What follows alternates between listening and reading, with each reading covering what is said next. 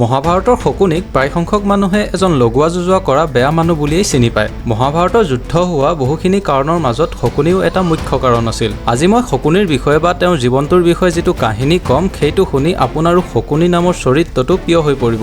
আজি য'ত আফগানিস্তান আছে এটা সময়ত তাত গান্ধাৰ দেশ আছিল। ভীষ্ম পিতামাই পুত্ৰ ধৃতৰাষ্ট্ৰৰ বাবে গান্ধাৰ দেশৰ ৰাজকুমাৰী গান্ধাৰীক বোৱাৰী হিচাপে বিচাৰি গান্ধাৰৰ ৰজাৰ ওচৰত যায় আৰু গান্ধাৰৰ ৰজা ভীষ্ম পিতামাৰ শক্তিৰ ওচৰত বহু সৰু আছিল বাবে তেওঁ নিশ্চা সত্ত্বেও এজন অন্ধ পুৰুষৰ সৈতে নিজ কন্যাক বিয়া দিবলৈ বাধ্য হয়।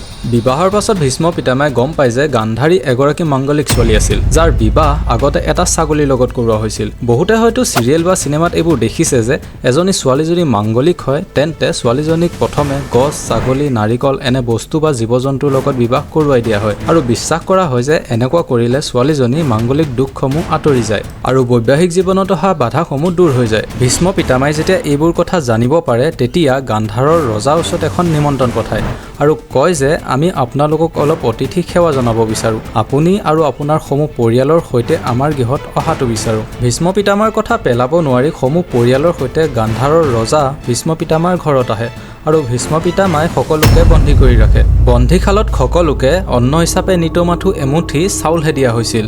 যি মুঠি চাউল ভাগ কৰিলে সকলোৰে ভাগত মাথো এটা এটা চাউলহে পৰিছিল। তেতিয়া পৰিয়ালৰ সকলোবোৰে লগ হৈ এটা সিদ্ধান্ত ল'লে যে এনেকৈ আমি নিতমাথো এটা এটা অন্ন গ্ৰহণ কৰি আৰু বেছি দিন জীয়াই নাথাকিম। আমাৰ বাবে দিয়া এই অন্ন মুঠি আমাৰ ৰাজকুমাৰ শকুনিক দিওঁ যাতে আমাৰ ৰাজকুমাৰ জীয়াই থাকিব পাৰে। এই সিদ্ধান্তত সকলোৰে মান্তি হ'ল। দিনবোৰ বাগৰি গৈ থাকিল আৰু পৰিয়ালৰ এটা এটা সদস্য এমুঠি অন্নৰ বাবে নিজৰ প্ৰাণ হেৰুৱাই গৈ থাকিল। শেষত মাথো অকল শকুনি আৰু শকুনিৰ দেউতাকহে জীয়াই থাকিল। ভোক পিয়াহ মানসিক অশান্তিত ভুগি পৰা এজন হাড় ওলাই যোৱা বৃদ্ধা তেওঁৰো মৃত্যু কাষ চাপিছে। সেয়ে দেখি তেওঁ পুত্ৰ শকুনিক এদিন ওচৰলৈ মাতি আনি বাকী থকা সকলো জোৰ লগাই তেওঁৰ নিজৰে পুত্ৰ শকুনিক ভৰিত লাথ মাৰি ভৰিখন ভাঙি দিয়ে। শকুনিয়ে তেতিয়া বহু জোৰকৈ চিঞৰি কান্দিবলৈ লয়। তেতিয়া দেউতাকে কয় যে পুত্ৰ, ময়ো আৰু বেছিদিন জীয়াই নাথাকিম। তই এতিয়া বহুত সৰু হৈ আছ। ইয়াৰ পৰা যেতিয়া তই ওলাই যাবি তেতিয়া তই ইয়াৰ ভিতৰত তোৰ সমূহ পৰিয়ালে যি যান্ত্ৰণাত মৃত্যুক আঁকোৱালি ল'ব লগা হৈছিল এই সকলোবোৰ সময়ৰ সোঁতত তই হয়তো পাহৰি যাব পাৰ। সেইবাবে তোৰ ভৰিখন ভাঙি দিছোঁ যাতে প্ৰতি খোজতে ইয়াৰ ভিতৰত পোৱা যান্ত্ৰণাবোৰ তোৰ মনলৈ আহি থাকে। সেইবাবে আপুনি শকুনিৰ চৰিত্ৰটোত শকুনিক অলপ লেঙুৱা হৈ খোজ কঢ়া দেখা পায়।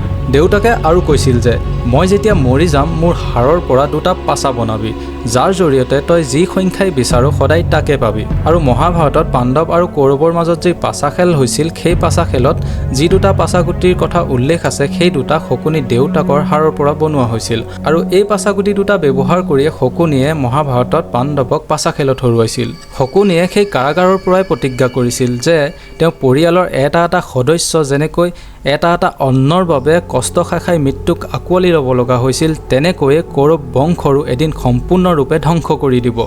তেওঁ কৰা প্ৰতিজ্ঞা মতেই সকলোবোৰ কৰিলে। তেওঁৰ চকুৰ সন্মুখত এটা এটা কৌৰৱ বংশ ধ্বংস হৈ পৰিছিল। তেওঁ এই সকলোবোৰ দেখি ভাল পাইছিল যদিও তেওঁ কৰা পাপবোৰৰ কথা ভাবি ভিতৰি অশান্তিও পাই আছিল। এদিন পাণ্ডৱৰ সহদেৱৰ লগত হোৱা যুদ্ধৰ সময়ত শকুনিয়ে তেওঁৰ জীৱনৰ দুখ যান্ত্ৰণাৰ লগতে তেওঁ কৰা পাপবোৰৰ কথা কৈ সহদেৱৰ হাততে মৃত্যুক আঁকোৱালি লয়। মহাভাৰতৰ মূল কাৰণ শকুনি আছিল যদিও মৃত্যুৰ পাছত কিন্তু শকুনিয়ে স্বৰ্গত স্থান লাভ কৰিছিল। আজিৰ এই ভিডিঅ'টো ইমানলৈকে আছিল। যদি ভিডিঅ'টো চাই ভাল পালে তেন্তে শ্বেয়াৰ এটা কৰিব, লগতে আমাৰ চেনেলটো ছাবস্ক্ৰাইব কৰি দিবলৈ নাপাহৰিব। আজিলৈ আহিছোঁ। জয় আই অসম।